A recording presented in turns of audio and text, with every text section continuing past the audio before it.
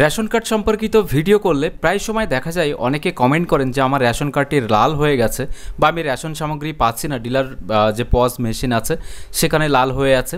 তো এই লাল হওয়া জিনিসটা কি? আসলে এটা হলো ডিঅ্যাক্টিভেট হওয়া, অর্থাৎ আপনার রেশন কার্ডটি যদি ইকেওয়াইসি না করেন বা আধার লিঙ্ক না করা থাকে সেক্ষেত্রে আপনার কার্ডটি কিন্তু ডিঅ্যাক্টিভেট হয়ে যায়।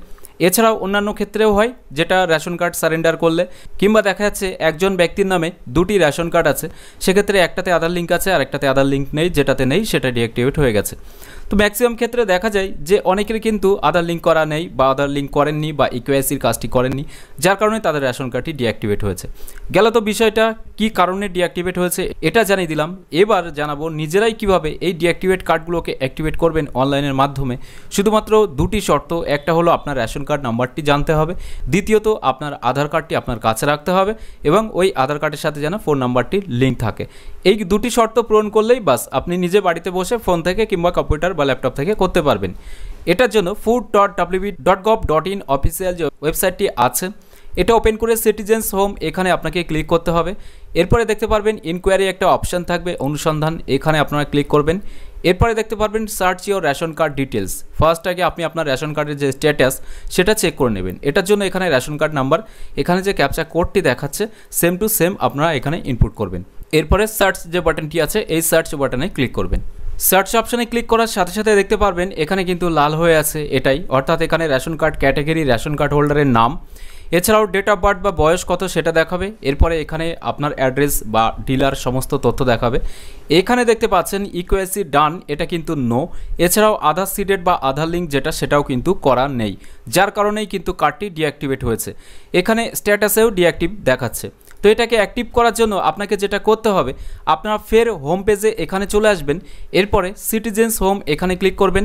এরপরে দেখতে পারবেন এরকম একটি অপশান আসবে ration card related corner, just এখানে ক্লিক করবেন।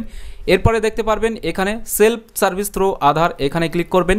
এরপরে থার্ড যে অপশানটি আছে link Aadhaar two activate the ration card, এই অপশানে আপনাকে ক্লিক করতে হবে।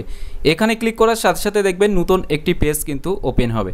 এখানে আপনার রেশন কার্ডের যে নাম্বার সেটা ইনপুট করে সার্চ অপশানে আপনারা ক্লিক করবেন। তো রেশন কার্ড নাম্বার দিয়ে সার্চ অপশানে ক্লিক করার সাথে সাথে দেখতে পারবেন এখানে কিন্তু আধার ইজ নট লিঙ্কড ইয়েট এই স্ট্যাটাস দেখাচ্ছে। এটা লিঙ্ক করার জন্য বা ঠিক করার জন্য link Aadhaar and mobile number এই অপশানে আপনাকে ক্লিক করতে হবে। এখানে ক্লিক করার সাথে সাথে এখানে আধার কার্ডের যে নাম্বার সেটা ইনপুট করতে হবে। এরপরে এখানে আপনাকে টিকটা দিয়ে দিতে হবে। তারপরে সেন্ড ওটিপি যে বাটনটি আছে এই সেন্ড ওটিপি বাটনে ক্লিক করতে হবে। সেন্ড ওটিপিতে ক্লিক করার সাথে সাথে দেখতে পারবেন 2 মিনিট কিন্তু টাইম পাবেন টোটাল। এই 2 মিনিটের মধ্যে আপনাকে এখানে ওটিপিটা দিয়ে সাবমিট অপশানে ক্লিক করতে হবে।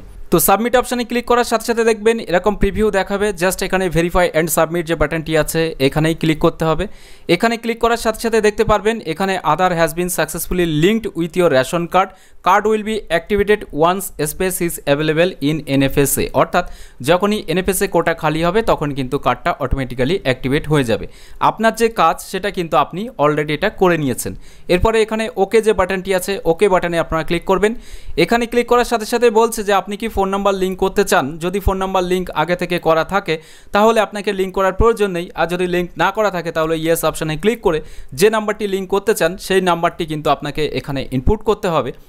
এরপরে সেন্ড ওটিপি অপশানে ক্লিক করবেন। সেন্ড ওটিপিতে ক্লিক করার সাথে সাথে সাবমিট ওটিপির একটা ঘর দেবে, সেখানে ওটিপি দিয়ে সাবমিট করলে কিন্তু আপনার ফোন নাম্বারটাও সাথে সাথে লিঙ্ক হয়ে যাবে। তো আজকের ভিডিওর মাধ্যমে আপনাকে দেখালাম ডিঅ্যাক্টিভেটেড রেশন কার্ডগুলো কীভাবে অনলাইন থেকে অ্যাক্টিভেট করবেন সেটার পদ্ধতি।